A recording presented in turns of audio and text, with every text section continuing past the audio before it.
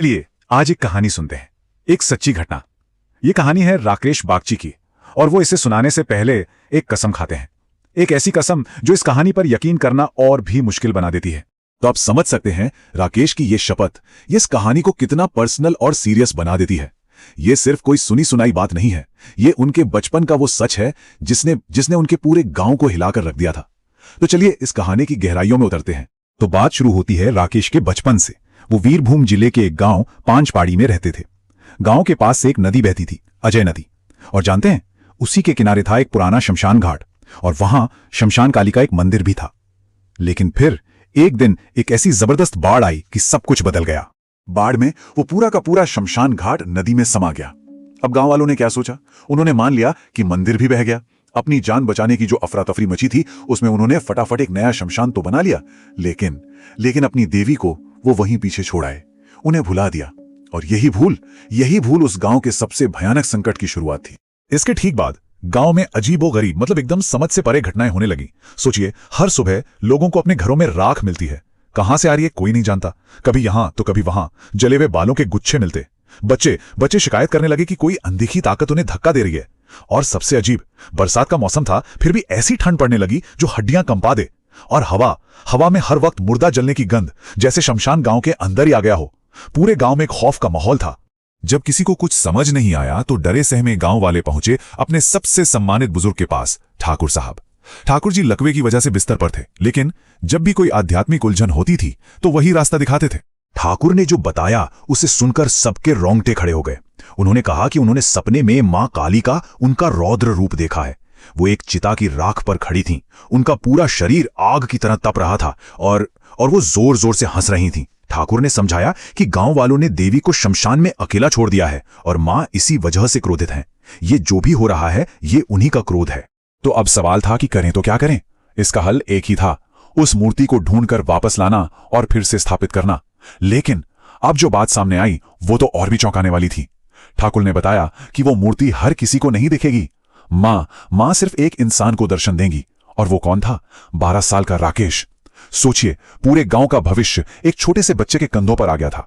अब जाहिर है राकेश के पिता ने तो साफ मना कर दिया। अपने बच्चे को ऐसे खतरे में कौन भेजेगा? लेकिन फिर गांव में बच्चों की रहस्यमयी मौतें होने लगी। जब राकेश ने अपने दोस्त कालू की हालत बिगड़ते देखी तो उसने फैसला कर लिया, उसे जाना ही होगा। और फिर वो रात आई, अमावस्या की घोर अंधेरी रात। उसका दोस्त रामू भी हिम्मत करके उसके साथ चल पड़ा, उस डरावने सुनसान रास्ते पर उनका ये सफर बिल्कुल भी आसान नहीं था। पहले तो उन्हें खेतों में अजीब लोग दिखे जो बस खड़े थे, बिना पलक झपकाए उन्हें घूर रहे थे। फिर उन्हें अपने ही माँ बाप की आवाजें सुनाई दी जो उन्हें वापस बुला रही थीं। और सबसे डरावनी बात, वो एक ही रास्ते पर बार बार घूम रहे थे, जैसे किसी टाइम लूप में, किसी समय के जाल में फंस गए हों। एक पल के लिए सोचिए, क्या होता होगा उस हाल में जब आपकी अपनी मां की आवाज, वो आवाज जिस पर आप सबसे ज्यादा भरोसा करते हैं, वही आपको धोखे से खतरे में बुला रही हो। यह सिर्फ डर का इम्तिहान नहीं था, यह उनके विश्वास और हिम्मत की सबसे बड़ी परीक्षा थी।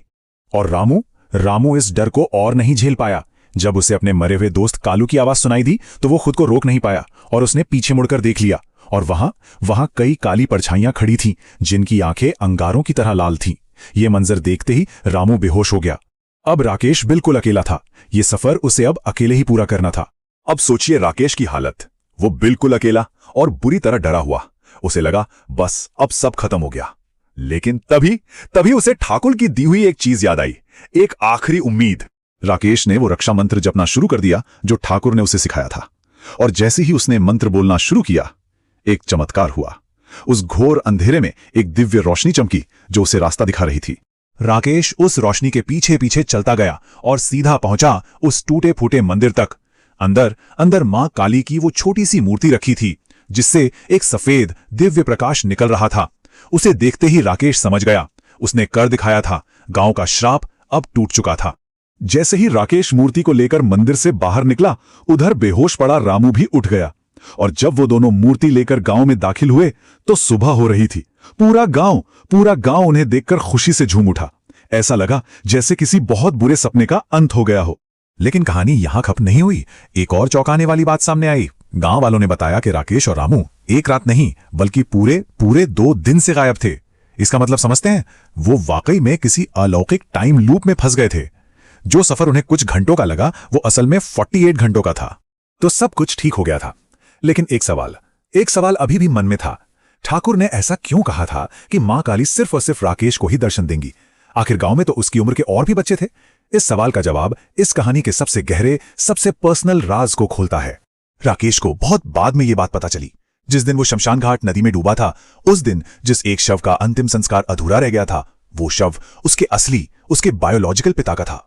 हुआ यह था कि राकेश के जन्म के समय ही उसकी मां की मृत्यु हो गई थी और उसके कुछ ही समय बाद पिता भी चल बसे थे। जिस इंसान को वो अपना पिता समझता था, वो असल में उसके पिता का सबसे अच्छा दोस्त था, जिसने उसे पाला पोसा था। तो ये सब इसलिए हुआ क्योंकि उसके पिता की आत्मा फंसी हुई थी। शायद वही आत्मा चाहती थी कि राकेश वहां तक पहुंचे ताकि उन्हें मुक्ति मिल सके।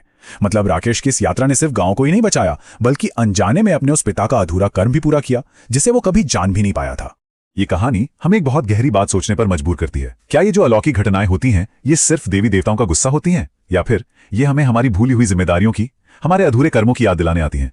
ये एक ऐसा सवाल है जिसका जवाब शायद हर किसी के विश्वास और अनुभव में ही छिपा है।